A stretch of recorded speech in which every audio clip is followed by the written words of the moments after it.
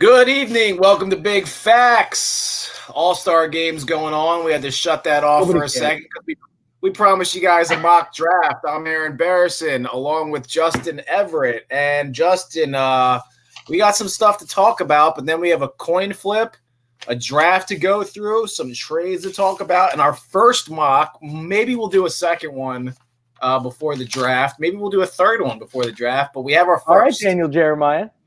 Yeah. So what do you got before we start this mock draft here? So before we get into the NFL, all I really have to talk about is I don't know that people know this or understand this. So I wanted to look at what Joel Embiid's statistics were up against LeBron and Giannis, and I think I saw one report say Damian Lillard was starting to get a little bit of love, which I haven't seen personally, but that's okay.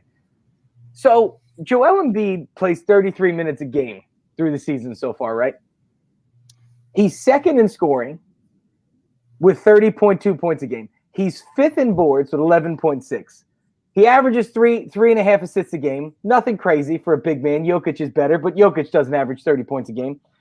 He's second in PER, 31.19, which is... It was 32 last week, 32 and a half or something. Still unbelievable, right?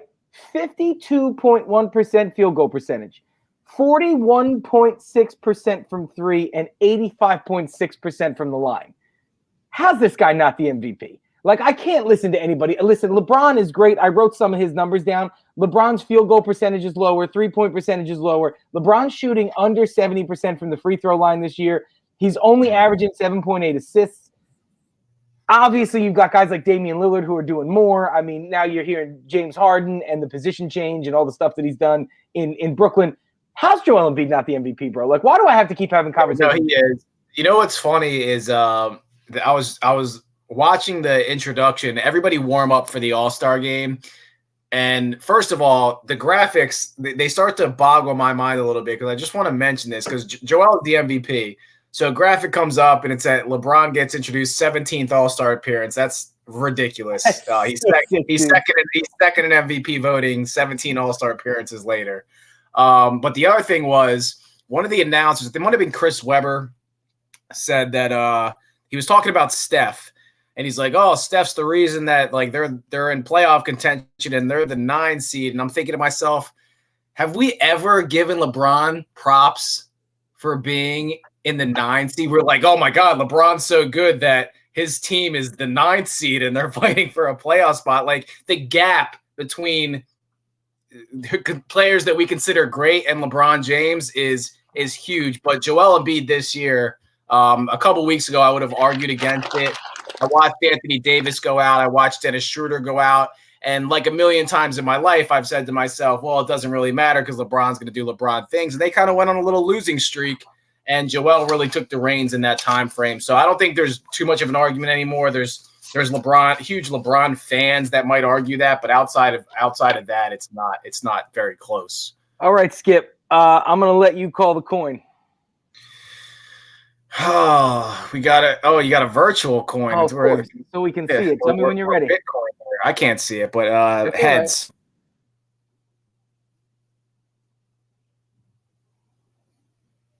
Right. Heads. Okay. So I get the first pick. Okay. Well, you can defer. Would you rather defer the first pick? Do I want the question is, do I want to go with the Eagles pick?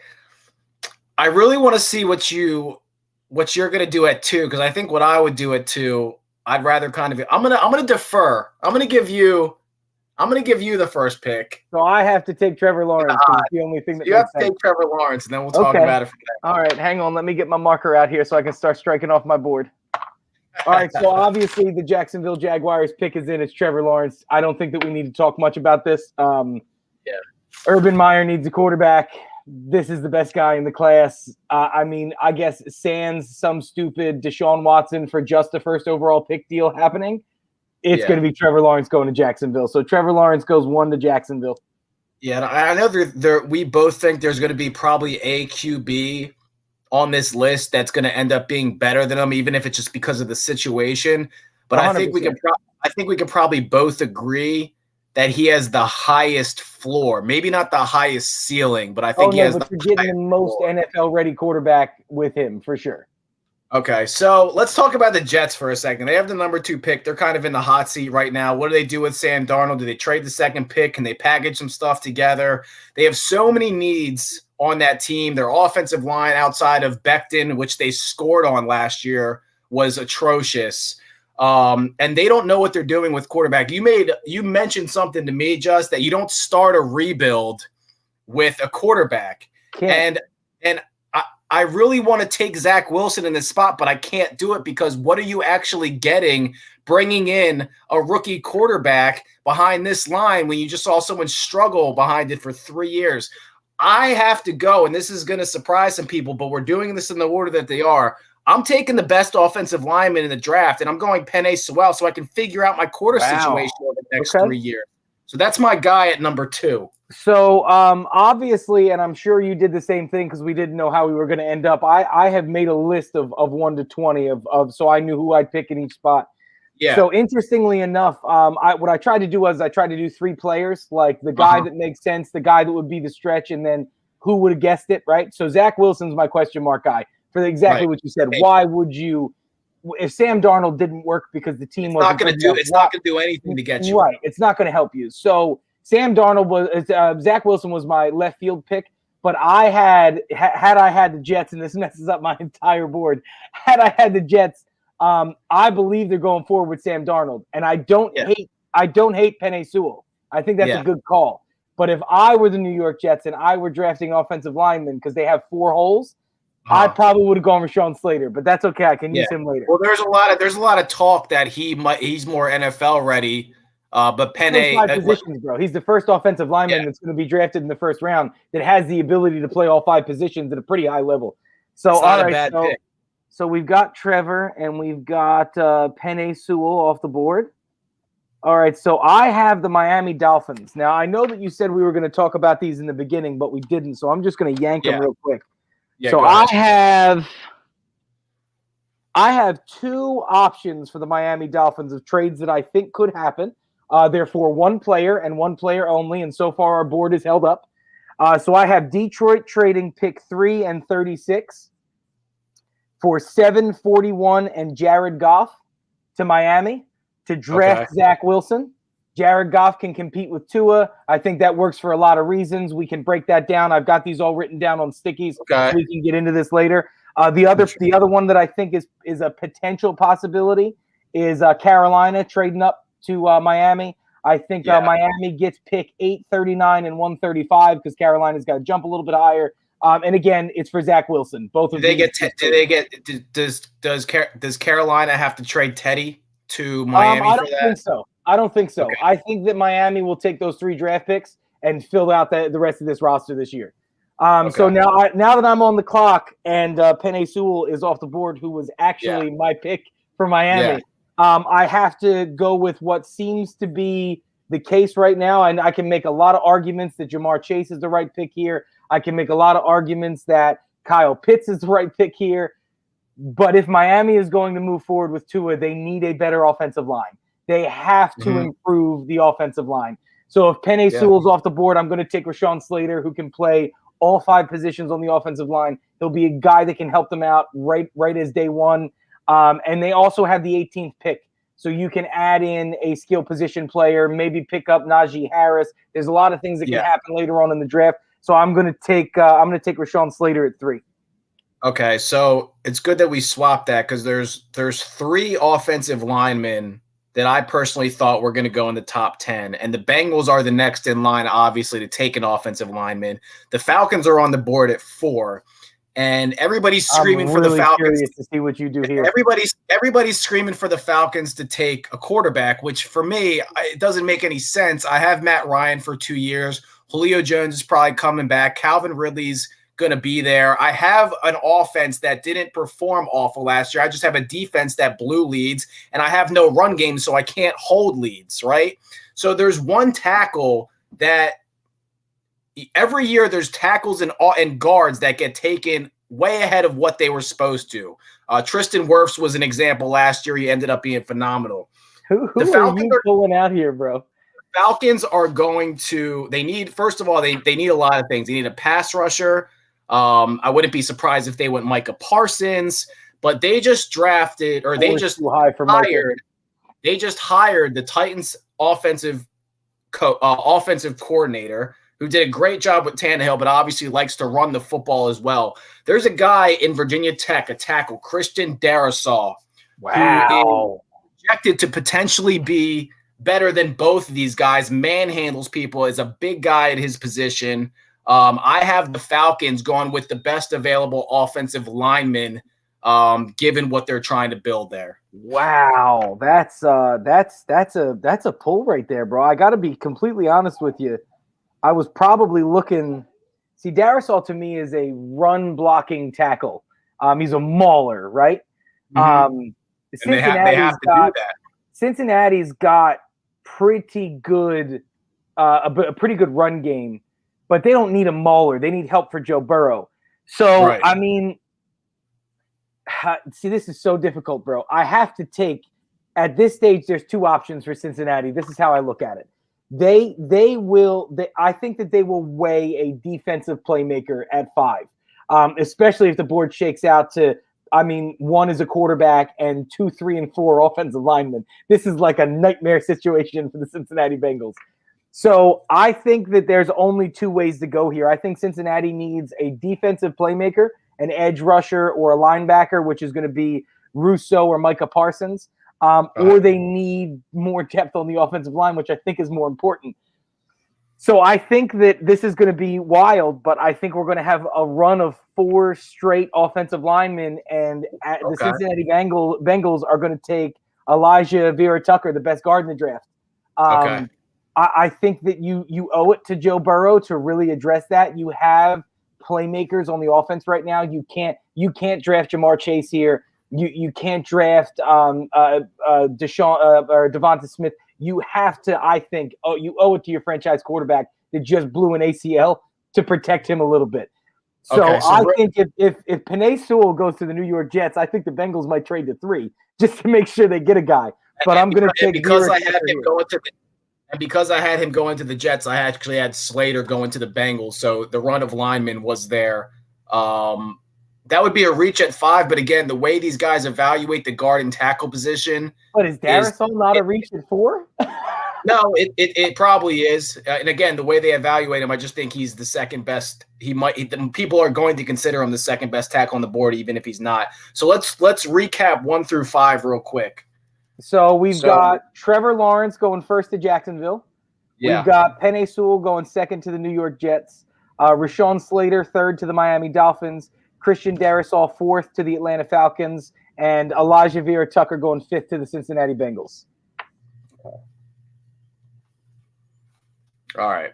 So we got the Eagles at 5. Our linemen gone. This is crazy. We got the Eagles at 6. This one, if you don't say the right name right now, I'm crawling through this computer to North Carolina and wringing your neck. Well, so how I have it on my board was that Chase was going to get taken earlier. I won't tell you by who. But since Chase is available, the New York Jets, right?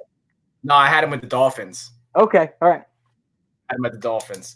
So we're scratching the pick that was, and we're going with Jamar Chase for the Eagles. It is the one at this point besides Lawrence, absolute no-brainer at 6 if he's available. Yeah, if that guy falls to 6, something's wrong, but it could happen. Real quick, before we move on off the Eagles, I have 3 trades that I think are intriguing for the Philadelphia Football Eagles. So let's go Chicago. So now we're going to say Chicago. Chicago is the biggest one. We're going to start with Denver. So Denver is going to give pick 9, pick 40, and pick 167 to move up to 6. And at this stage, I wrote down 3 names, but because everybody but Lawrence is still here, obviously this is for Zach Wilson. So Denver gives up a 1, a 2, and a 5 to get Zach Wilson to address their quarterback concerns. Carolina, very similar situation. Carolina is going to give 8, 39, and 169 to get 6 and 198. They're trading up to get Zach Wilson. And the big one, and this is based on, I don't want to say information that I've seen, but apparently there's a large push out of Chicago because they're in love with Zach Wilson.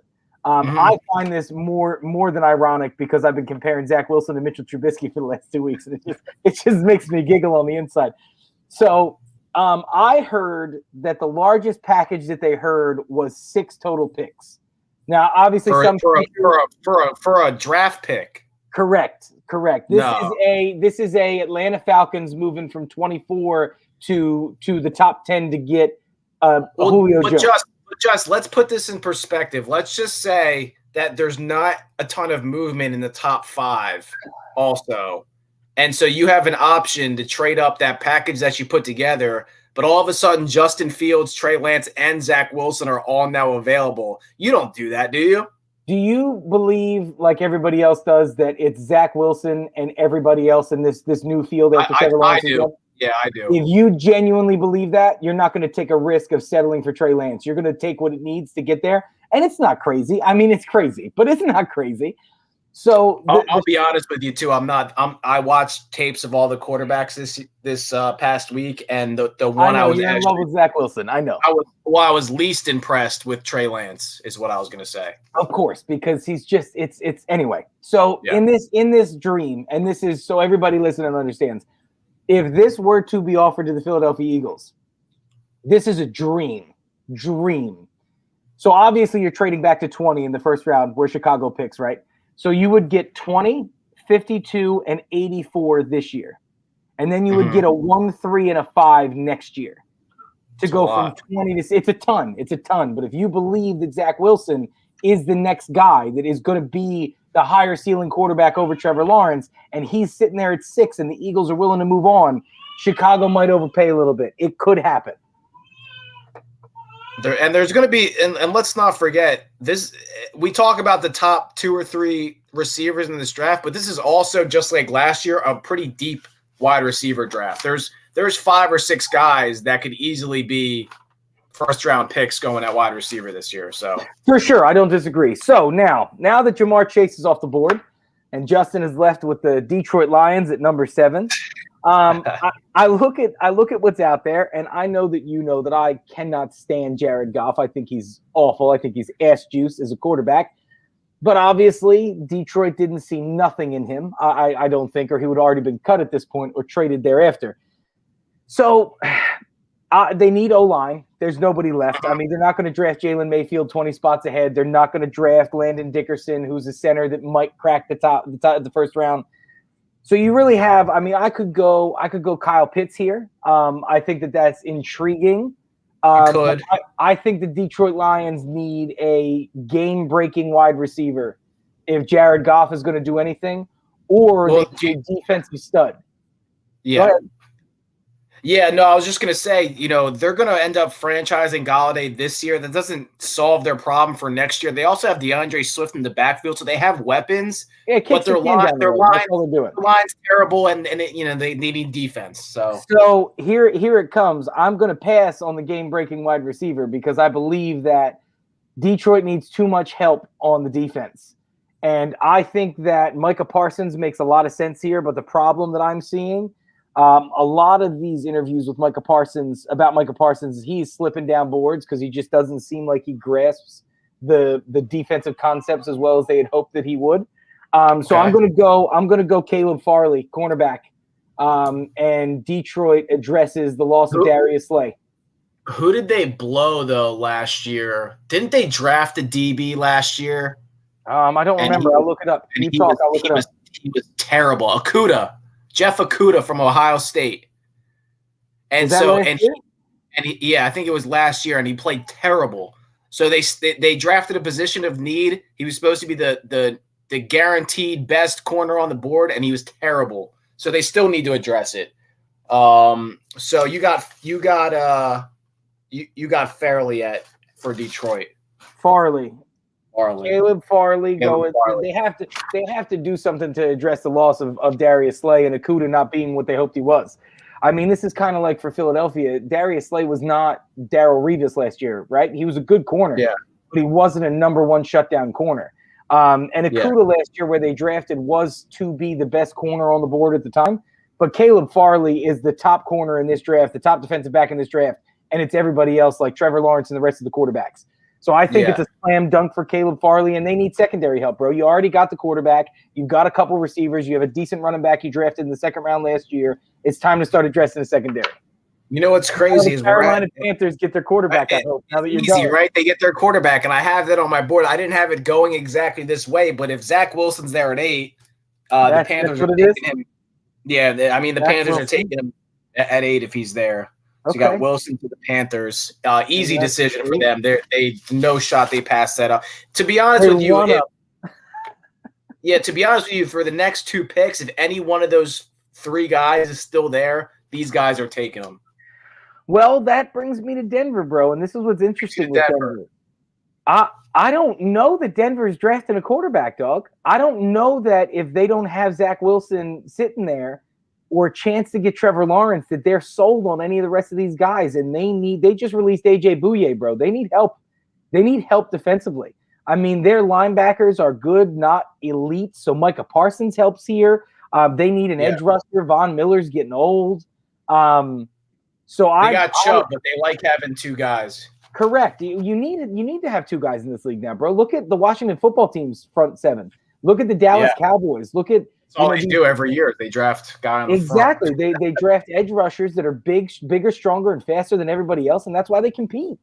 So this is interesting. So Denver, I want to go see. I had Zach Wilson going to Denver the next pick. So I think I'm going to go. Yeah, no, bro. I'm gonna go Justin Fields here.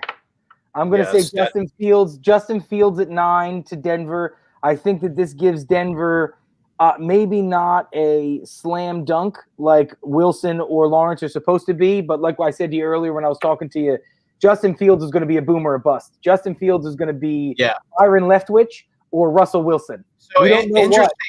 It's an interesting take that I was reading, and not really just a take, just this is factual. So the reason people are low, and we've talked about quarterbacks and what schools they go to, and the fact that maybe it really doesn't matter what school they go to. It more matters maybe the system that they're in, and if they elevate the franchise, and if they have the balls to play in the city that they're getting drafted to, more than anything, right? So someone mentioned that Ohio State, the reason some of these guys, they go to Ohio State, they put up gaudy numbers, and then they struggle is because Ohio State is a one-read offense, meaning the quarterback basically drops back. He looks for the read that's supposed to be open, and if not, he either maybe looks at the second one or takes off. So they're always having a running quarterback if they need, but they're always creating a way for that first option to be open. So those guys that go from Ohio State to the NFL have trouble going through their reads. And if the first time you're really going through reads 1, 2, 3 is at the NFL level, you're probably shitting your pants back there. So I think Justin Fields has got what it takes. I don't disagree with that point a little bit. I think that the style of all, I mean, this is right. This is why Oklahoma quarterbacks make it in the NFL, right?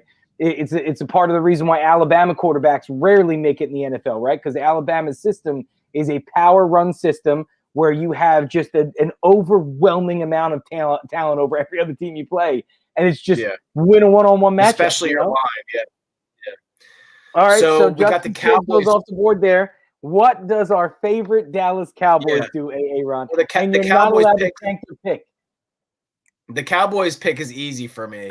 Oh, really? They're terrible on defense. This is the guy I assume they're going to take it if he's there. It's not even Parsons, actually, because they got some linebackers that are still pretty good, and their secondary is terrible. Patrick Surtain is I think a no-brainer for them if he gets to that point. You don't think they go edge rusher over a corner? No, because they still have guys that can get off, but they got shredded. I mean, you remember the first 4 weeks. They should have been a playoff team, but they were 1-3 with Dak because they were putting up 35 points and they were getting shredded for 40 on a weekly basis. And that didn't stop until the last couple games of the year. So I think they have to address DB, and then they go edge rusher maybe in the next couple rounds they address their line. And I got to tell you something, dog. I really believe Patrick Surtain's a player, bro. I think that kid's going to be a baller for real. Yeah, for sure. So the New York Football Giants, this also to me is a no-brainer. Yeah, this is an absolute no-brainer, but I don't think we're going to agree with each other. Okay. So as my board is falling, at 11 Kyle Pitts has got to get taken, right? That's how I kind of feel about where I am on the board. Kyle Pitts has got to go. But okay, what worked in New York last, right? Like superstar, game-breaking, offensive player, right? Like Jeremy Shockey was fun, but he wasn't Odell, right? no, This is easy and simple for me. If I'm the New Devontae York Smith, Football right? Giants, Devontae Smith comes off at 11 and probably lives in the nightmares of Eagles fans for the next 6 years. If Devontae Smith is there, I'm going to tell you something, man. There's going to be teams that, because of the way the board falls, they're going to draft the position of need. They're going to make an excuse that Devontae Smith is too small to play in the NFL and injury prone, and he's going to drop to someone like the Giants at 11 when realistically he probably should be taken at 4 or 5. So that's a phenomenal pick. 49ers have been trying to move Jimmy Garoppolo. Don't think he's the answer. Trying to trade the house.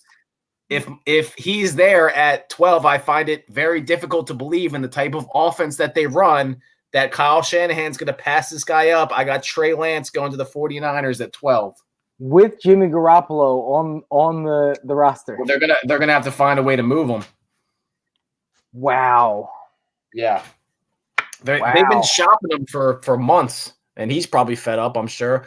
It makes sense. Trey Lance. It doesn't make sense because I think the next best player on the board right now is still Kyle Pitts, and they have George Kittle, so they're not drafting Pitts. Yeah, and again, dude, unless you have a guy like Shanahan who can make magic out of shit, and you find a way to use Kyle Pitts as a receiver 70% of the time, that was a Kyle Pitts draft slot for me. But okay, yeah.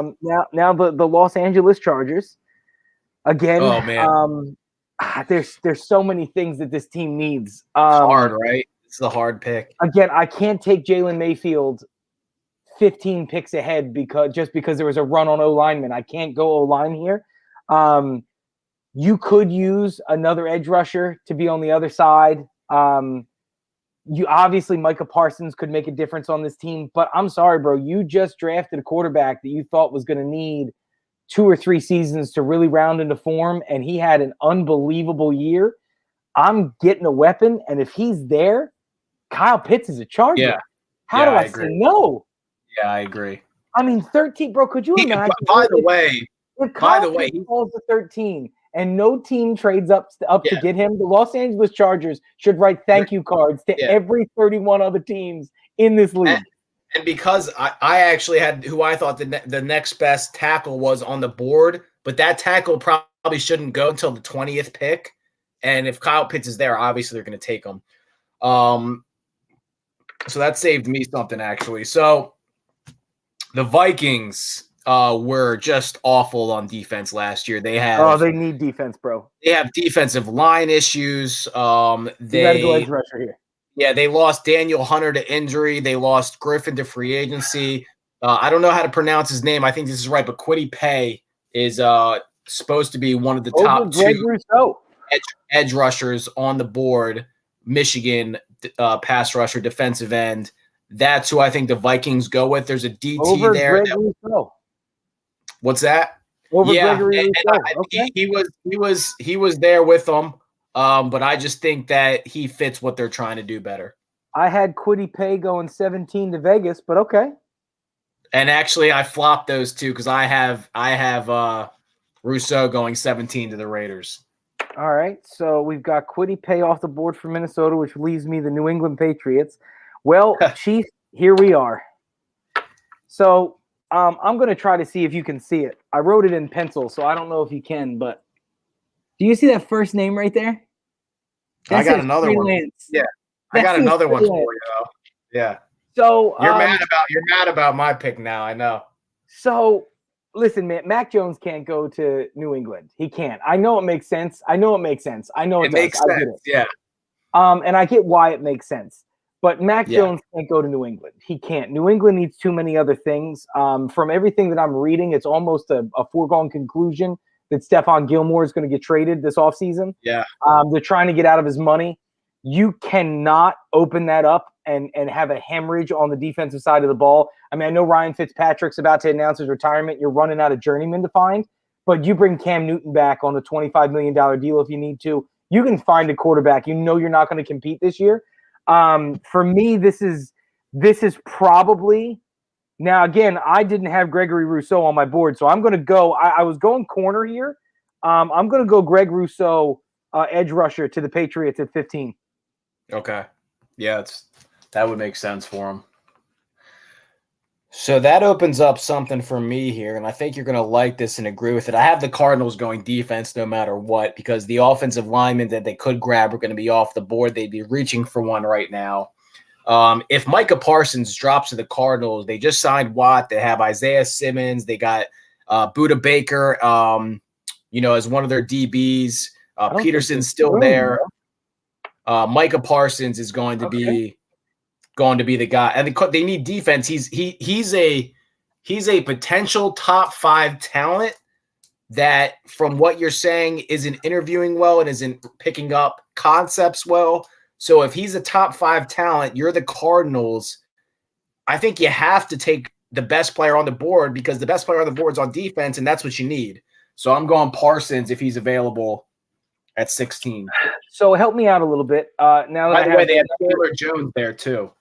Now that I have the number 17 Las Vegas Raiders, is Nelson Aguilar going to resign? No, and I know where you're going with this. It's a phenomenal pick for them. Well, I don't think you know where I'm going to go with this because it's John Gruden, and I don't believe that he picks the right guy. This is the honest to God truth. So if you look at the two receivers, right, Jalen Waddle is a Jamar Chase prototype, right? He's a big-bodied, sure-handed, can jump out off the field. Yeah, physical wide receiver. He's a freak. Yeah, that just does not jive with what John Gruden does, and it certainly I don't think gives you a ton of help. There's a name that's been climbing boards that I heard on the radio for the first time. I had to leave the hospital Wednesday after I had my daughter to go to work, and it was the first time I heard his name, and I started looking into him. Kadarius Toney is going to be a very good NFL wide receiver. Now, I'm not going to make everybody angry and not take Jalen Waddle. I have to say Jalen Waddle. I understand how this works. I don't want everybody to turn this off right now. They have Toney going in the first. So I think that, I'm going to go back there. I'm going with my gut. I believe Kadarius Toney is a better Nelson Aguilar. He reminds me the world of Adam Thielen. He's an elite route runner. He understands concepts very well. He's not the most physical or the fastest, but he's very good at a lot of things. He's just not the best at any one thing. So I'm going Kadarius Toney to the Raiders. And now this means sense to the Miami Dolphins, I hope. And there's 2 ways to go again. There's 2 right decisions for the Miami Dolphins here. Oh boy. Now, just real quick, I want to throw this in while you're thinking. I'll talk to the people while you're mulling over as I fill in my board here. So I have this pick potentially being traded. Obviously, this is going to depend on if the Eagles trade up any other way. But as a Philadelphian, I'm always looking for ways to improve our team. So I put together the 2nd and 3rd round pick this season for the Philadelphia Eagles, 37 and 85, with a 3rd round pick in 22 to get back into the 1st round at 18. To draft Najee Harris is what I'd love to have happen. It's a dream, guys. I'm smoking. Harris is going to be taken higher than they're projecting him. They're projecting him because he's a running back to go in the 2nd or 3rd. I think he's going to go in the 1st at some point. So hold up. Look it. We're going to do it again. Let's see if I can get it in the Zoom.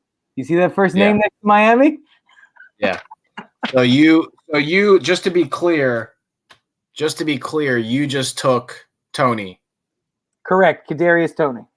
Yeah. So I think if you got to take Jalen Waddle, right? Yeah, because I had them taking Chase 3rd, but if they end up going with an offensive lineman to protect Tua, they have to take Waddle at 18 if he's still there. So I'm going to Waddle for the Dolphins. Jalen Waddle. So the Washington football team. Yeah. All right, so your defense is about top 5 right now. I think we can all agree their defense is pretty stout. You're at 19, so you're at that weird place where you could reach a little bit.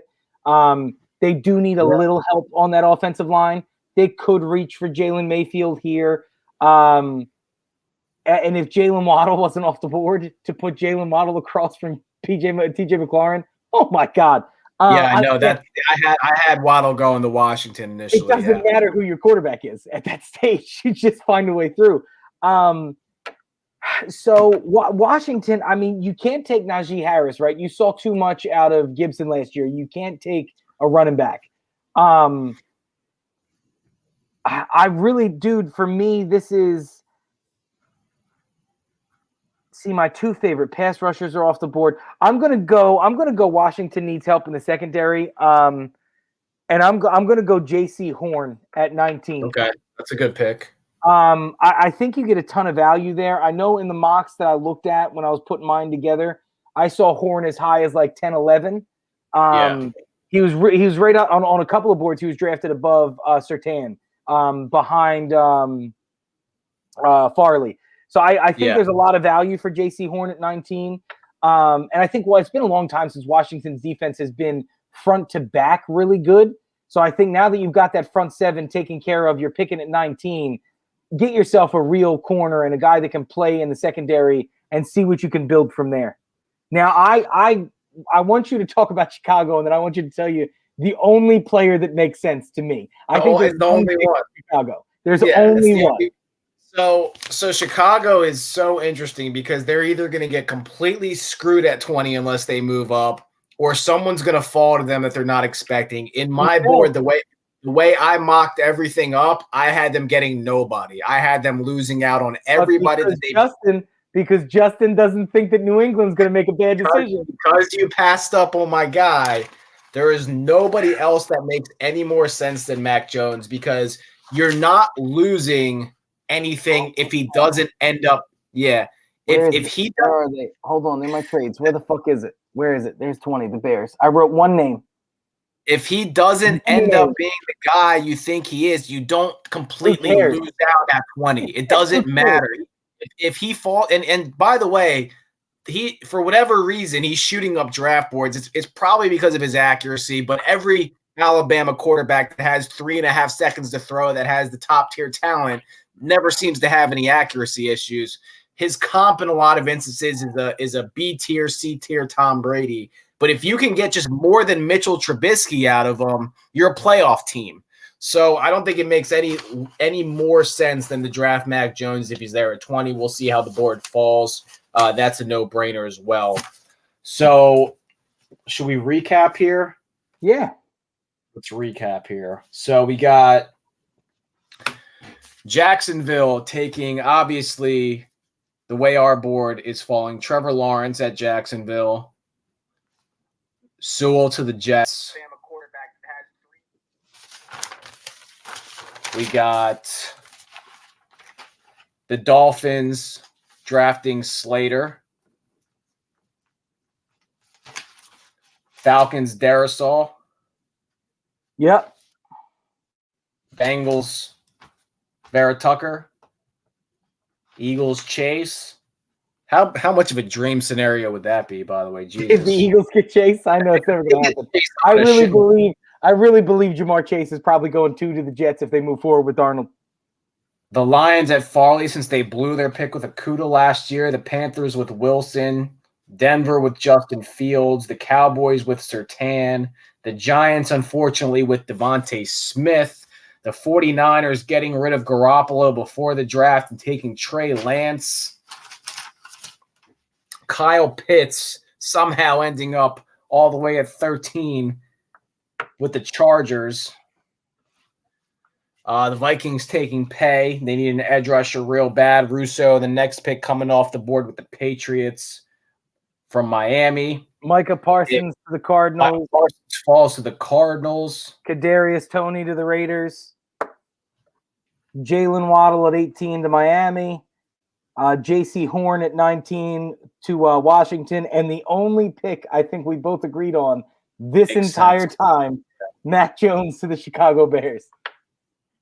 I mean, I think we can agree that if Zach Wilson falls to the Panthers, they're taking Zach Wilson. I think we can probably agree that if Devontae Smith falls to the Giants, I had that on my board actually as well. So I had Zach Wilson going 4 to Atlanta. Okay. I mean, he might. So let's talk about that. How about let's go over some guys that went different. So I had the biggest ones. I had Jamar Chase at 2 to the Jets. You took Penei Sewell. I had Zach Wilson to Atlanta at 4. Who else did you pick? Jamar Chase, I picked for the Eagles. We had the same. Who the hell did I have fall to Carolina? So I had Parsons going to the Lions. So Carolina, I had take Justin Fields at 8. Okay. So you're going, see, that's what I mean about Detroit, bro. I think Parsons and Farley both make a ton of sense. They need so much help on that defense. I think a quarterback in the linebacker core or in the secondary is something that you need on that team. Now, do you agree that if one of these, let's say, top 4 offensive linemen, top 3 offensive linemen falls to 13, the Chargers take an offensive lineman over a guy like Pitts if he's there, right? Yeah, I mean, if you've got you got to protect your. I mean, we just saw what happened with Joe Burrow last year. I think if we have a world where Slater or Darisaw, if Slater falls, it's easy. But if you have Darisaw fall down there, which I think that's about where I saw him, was 12 to 16 in most drafts. I think that makes sense. The Chargers need a little bit of everything, man. They don't have a real number 1 receiver. They don't have a real number 1 back. There's a lot of directions they could go, but 100%, bro. It's like the Bengals. The Bengals have to take again, I'm taking Vera Tucker at 5 because you ran off all the offensive tackles. It's a reach, but people reach for linemen that they like and they've scouted. They do. I mean, it's not. Sure. We saw 3 go last year that we didn't expect to go in the top 12. So and Miami, dude, like I just went on your page because we can't see the comments come off your page. Somebody said in there Jamar Chase at 3 and Najee Harris at 18 for Miami to complete this offense. Makes sense too. They need a running back. I don't think it doesn't. I get you. Najee Harris at 18, I'm 100% fine with. 100% fine with. Which notably, he was not in our top 20. Najee Harris. If this were the year before Ezekiel Elliott, he's probably in the top 5. But if he goes in the top 20, my guess is that he's either going before Miami, I think at 18, there's a possibility just the way that the inconsistency that they've shown that the Cardinals could take him just to get a bruising running back to take all that pressure. I mean, Kyler Murray ran for 1,000 yards. Like you can't have Kyler Murray doing that for the next 5 years because you're only going to get 4 years out of him. You can't do it. Fair, but you're still talking about outside of the top 15, which a lot of mocks I saw. Najee Harris got inside the top 15, and I just think that to have a guy, I mean, after you watch what Ezekiel Elliott's done, after you watch the hurdles that guys like his name's escaping me, Minnesota, fuck's his name? Minnesota, bro. Come on. What are you talking about? I'm sorry. Minnesota's running back. Cook, Dalvin Cook. The first couple of seasons of shit he had to get over. You can't spend high capital on running backs anymore. You just can't do it. Yeah. For me, I think that there's a chance he's in that 16 to 20. But again, the way that we talked about, bro, if five offensive linemen are off the board in the first 10 picks, this draft's going to be entirely different because here's the other lot of movement. It means there's not a lot of teams trading up for quarterbacks. It's going to be crazy. Yeah, and here's the other thing. There's 2 teams in the top 20 that run the option and don't have a threat out of the backfield to run it the right way, and it's the 49ers and the Cardinals. Right. They have quarterbacks that can – so he could go as high as 12. I just think if you're at 12, you can't take a running back who's proven to be not a position that's going to bring you to a Super Bowl unless you're Derrick Henry, which is like an outlier. And you think the Niners are going to take fucking Trey Lance for some stupid reason? If he drops to them, yeah. I think the Niners – dude, I got to tell you, I genuinely feel this way, the way this is shaking out. Other than Zach Wilson and Trevor Lawrence, I think every other quarterback that is drafted in the first round, not every other, because Mac Jones, I think, is just going to stay down there near 20. So Justin Fields and Trey Lance, teams are going to trade up for. If you get to 10, if you get to the Cowboys, because the Cowboys need defensive help, right? We just got done talking. I mean, I've got 1, 2, 3, 4, 5, 6, 7, 8 defensive players in the top 30 guys that are still available with the way we just shook them out, Dallas trades down from 10 to 17 or wherever they need to in this bounce around for quarterbacks. They're going to do it. Like if San Francisco wanted a quarterback and Zach Wilson's at 8, the Detroit Lions are going to trade back and they're going to draft defense because they believe in Jared Goff. I believe that there's going to be so much movement in this draft this year. Like I think we could do 100 mock drafts and probably be wrong on most of them. So let's talk about, again, let's go back to the Jets because they're at 2 with a quarterback who some people believe in and some people don't. That probably we could say, but we could all, I think we all agree when we watch the Jets that he hasn't gotten his fair shot of anything. I mean, they've aside from Becton, they've drafted terrible. The free agents that they signed haven't worked out. Every superstar has wanted to leave. He's gotten hit more than almost any other quarterback in the league. So, and when you watch him when he has some protection, they pull out these like weird games. He looks good. But I don't think he's like ever going to be a Pro Bowl quarterback, but I believe he can be a starter in the NFL and a pretty good one. So you have a lot of options at 2. Can you really see them, if Darnold's still on that roster at draft day, either trading that pick or taking Zach Wilson? Does it make sense? You only take Zach Wilson if you have given up on Sam Darnold. And to me, in order for that end to be achieved, you have to have traded Sam Darnold. You can't hope that you're trading Sam Darnold and move forward. You have to know that you've got a place for him. And if we get to the draft and Sam Darnold is still a New York Jet, I think that means that they're moving forward with Sam Darnold. Right. I don't disagree with you a little bit about how poorly protected he is. But at the same time, Russell Wilson is probably the most sacked quarterback over the last 9 seasons, probably in any stretch of history of 9 seasons. Now, again, Russell Wilson, he runs more. He holds on to the ball a little bit. Right. So it's different. But at the same time, for me, dude, I don't – if you're the New York Jets and you're moving forward with your quarterback, there are too many game-breaking offensive players in this draft to take an offensive lineman. Now, if you feel like you can trade down to 5 or 7 and still get Jamar Chase or Kyle Pitts or one of those guys, you make the trade down, bro. You take Cincinnati, if they want to guarantee themselves getting Penei Sewell, you trade down to 5 and you take your guy at 5. Yeah. Well, here's the other thing. The Jets also have the 23rd pick.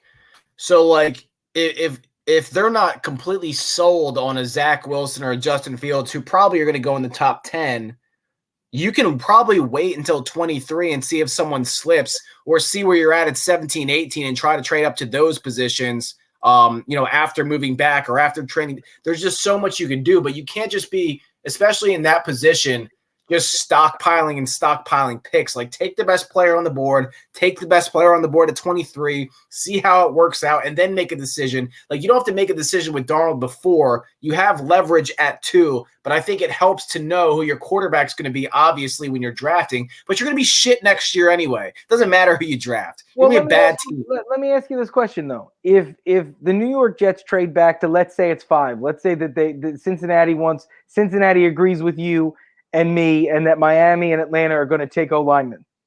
If you have the chance to trade up, and let's say that you're giving up a 2 next year and a 3 this year, including the pick swap, you probably take those 2 extra picks and move down 3 slots if you're the New York Jets, and still either get an offensive lineman or a guard at 5, and now you've got 23 to open up. But again, bro, where we're at, I have 2 offensive linemen that are first-round graded linemen that are available after 20.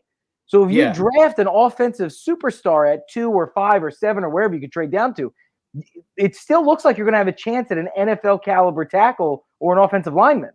So I think that the Jets are probably in the most favorable position of any team right now. The Jets and the Dolphins have the world in front of them. But you also got to point this out. Out of all the teams that need to rebuild, like, let's go down the list. Like I'm talking a complete rebuild. We're talking about the Jaguars, the Jets. I don't think I'd put Atlanta or the Bengals on a team with a complete rebuild. They have good pieces in place. Here's the hard part about the NFL, though, bro. very few teams need complete rebuilds, right? Like it was Cleveland for Well, so that's what many I'm years. saying. They were a basement team for 20 years.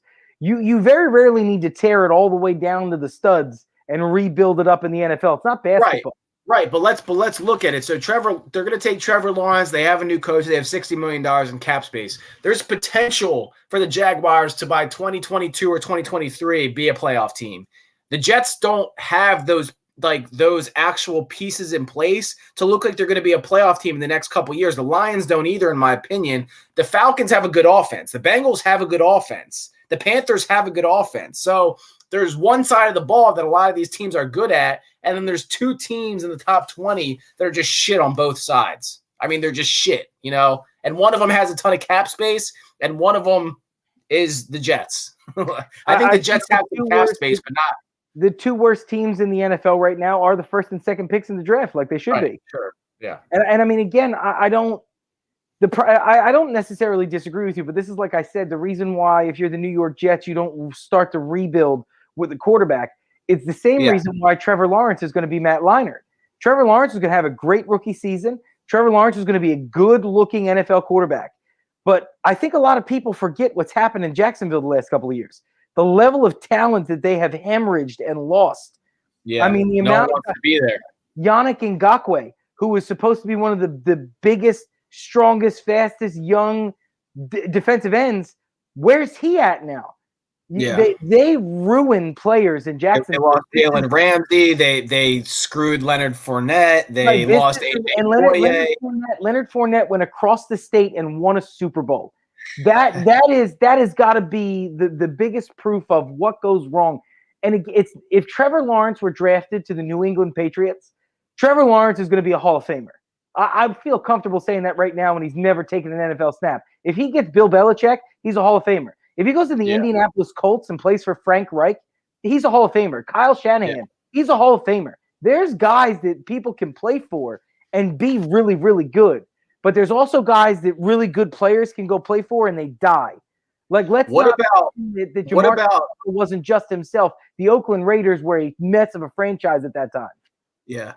The Colts have to take the best offensive skill player available, don't they?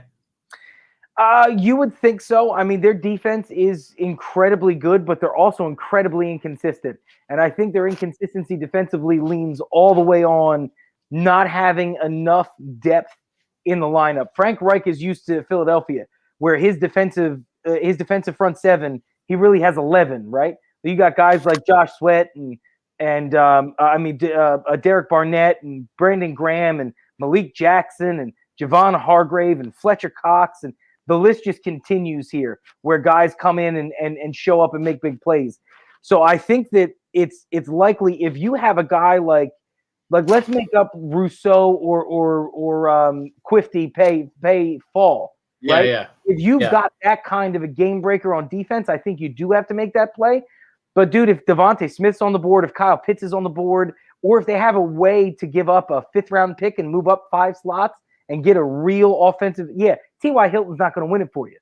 Especially not with Carson Wentz being your quarterback, bro. That is something now which I have to tell you, I am so happy that I don't have to even think ever again, can Carson Wentz be fixed? What are his mechanics going to look like next year? Who's the guy to talk to him? This is the Indianapolis Colts $128 million problem now, and it's got nothing to do with us anymore. But that is something where I think the Colts, this is why that trade was underrated, bro. If the Colts have a step back, which is very likely, man. I mean, Carson Wentz is not – I understand that there's a lot of pressure that leaves when you leave a city like Philadelphia, but he doesn't know that place. Like, there's so much pressure riding on him to play up to this contract, and he's obviously mentally weak. If the Colts rattle off a 6 or a 7-win season, bro, we're talking about getting a 13th or 14th overall pick for Carson fucking Wentz, man. Yeah. So I think I agree with you. You have to do whatever it takes to help Carson. I mean, that O-line is pretty good out there, so I don't know that you need to improve anything there. But you definitely need – I mean, bro, if you could trade up and get a Jamar Chase or a real – I mean, that's what the Colts have to be thinking. I agree with you. Like, it's probably going to be a guy. I mean, they could trade up. They could trade up a couple spots and probably get Waddle, unless I mean, but also you got to remember, there's going to be teams that have Waddle ranked over Smith. That's just how these boards. There are going to be teams, so you might not have to. So let's talk about pick 6 since we're on that topic. if Jamar Chase isn't there, let's just assume he's not going to be there. Someone in the top 5 fell in love with Jamar Chase. They're taking him. It's set in stone. What do the Eagles? My pick for the Eagles with Jamar Chase gone was Kyle Pitts, and it was Kyle Pitts because 2 reasons: you're losing Zach Ertz, you need a wide receiver and a tight end, and Goddard has a contract year coming up. So you either have to re-sign Goddard to more than he's worth, or you're taking a tight end that can play wide receiver and hoping that guys like Rager can come back and have a good season. Do you think Kyle Pitts is Darren Waller? Yes. Like you're sold. You without a doubt. Like Trevor Lawrence is the number one quarterback. If he is a B-level Darren Waller, he is still the second best receiving tight end in the league, because Darren Waller is that the gap between Waller as a receiver and everybody else, even Kittle and Kelsey, is big as a receiver. I got to push back on you a little bit, bro. You're trying to tell me that Travis Kelce is not the best receiving tight end in football right now? There's a possession guy and there's a game breaker guy. Kelce, I'm asking you a very plain question. Is Travis Kelce the best receiving tight end in the NFL right now? No. Wow, that's fucking unbelievable. He's second. Wow. Second. How do you say? I mean, because one's got Pat Mahomes throwing to him, one doesn't. One runs a 4.3, one runs a 4.6. Kelsey's a better blocker. He's a better receiver. Kelsey's a better receiver. He's a better receiver. Okay, we'll see over the next couple of years how that works out. Receiving tight end in football. He's also 31 years old. Fuck off, 31 years old. Back to the Eagles. I don't hate Kyle Pitts. I don't think you can. I don't think you can go Kyle Pitts, because if you go Kyle Pitts, you're going to get 0 production out of Dallas Goedert. You cannot do that. Kyle Pitts is a great athlete. He's a great offensive guy, but if you're going to bring a tight end in, you need to find Zach Ertz. While Kyle Pitts and Darren Waller and Travis Kelce are really good receivers, Zach Ertz was a better blocker than every single one of those guys I just named. You on this team, in this offense, with these players, with the way that the football's played here, you need a guy that can do both things, and that's not Kyle Pitts. I'm not saying he's a bad blocker, but I'm saying he's a C level if Zach Ertz is an A level. He's a good blocker. You don't need that guy. If Jamar Chase isn't there, dude, you either trade down because you know Waddle's going in the bottom 15, or you know that somebody is in love with Waddle and you draft Waddle at 6. You have to. You need a game-breaking wide receiver. There's no 2 ways about it. The other thing I heard the other day, and I want to get your thoughts on it, and we'll wrap up here. The Eagles are projected to sign Mailata to a longer-term contract and start him at left tackle, but think about this, makes a horrible case for Howie Roseman, because a couple years ago he just traded up to get Dillard, and now the guy who didn't even get drafted to the NFL is getting signed to a longer-term contract and is starting over him. So look at Howie Roseman has had one good draft since he's been in charge of personnel, right? Like pretty much everybody agrees it's 2016 and there's nothing else. And that's even up for debate now because Carson Wentz isn't in the city anymore, right? Like there's a lot of things against it. I have been listening for the last week to Howie defenders because of the restructures and all the things that he's done. Because the players are nice enough to restructure their concept, their contract, to try to win. Nice enough, and the fact that you need players to do that. The problem is now Darius Slay is a $22 million cap hit. You know who was never a $22 million cap hit? Darrelle Revis was never a $22 million cap hit. Champ Bailey was never a $22 million cap hit. And obviously they were some of the highest paid players at the time, but obviously money is different in comparison now. But if you look at the percentage of the cap, nobody on Darius Slay is a B+ good player. They don't get paid top 5 money. So all of this Howie defending really has pushed me into knowing even more so now. Howie just kicks the can down the road. That's what Howie Roseman does. Yeah. He's not a financial wizard. He's a Republican. He's a Republican. You're fucked up, dog. I mean, you're not wrong, probably. I bet you that he's part of the elephants. But the can down. Yeah. But what he's doing, this is real shit, dude. What he does is, like people who rolled him for his cap, his cap numbers. Look at what he did to the cap. He got us compliant. He doesn't get us compliant. He's not He's not re-signing players, voiding and re-signing. He's restructuring money. He's Yeah. To give you a literal example, he's stealing from his left to pay his right. That's quite he's taking it from this year and paying it next year. That's what a restructure means. For anybody who's out there doesn't understand what restructure means, it doesn't mean the player all of a sudden gave us a fucking discount. It means that we decided to pay you next year for They're converting salary to signing bonus for this year, and they're moving stuff to next year is what they're doing. And it's just not – he's not good, bro. So I don't – listen, Jordan Mailata needs to be re-signed. It is a good thing. But at the same time, I get what you're saying. Yeah. It is an indictment on Howie Roseman as a personnel guy. And this is why – if Jeff Lurie has ears on his head, and I know that you're in North Carolina, you don't hear our radio up here as much as you did when you lived up here. Jeffrey Lurie doesn't have ears if he doesn't understand that Howie Roseman has worn his fucking welcome. Howie Roseman is like 11 gasps past the last gasp of breath we wanted to give him. I mean, this dude is on like his 11th of 9 lives. Everybody can't stand him because this is what happens. We get into a good position for a couple of seasons where the cap's not a nightmare. And then all of a sudden we have to run around and hope that Howie finds a way to steal enough money out of next year to pay us down this year. And then what's going to happen one day when Howie Roseman finally gets his ass canned, or he walks out for a better opportunity with a different team because he knows he's painted himself in a corner that's inescapable. When he leaves here and leaves this team $75, $85, $100 million over the salary cap, and everybody goes, well, it's like leaving your checkbook with your fucking 5-year-old. Hopefully it goes back up next year and we have a little bit more room.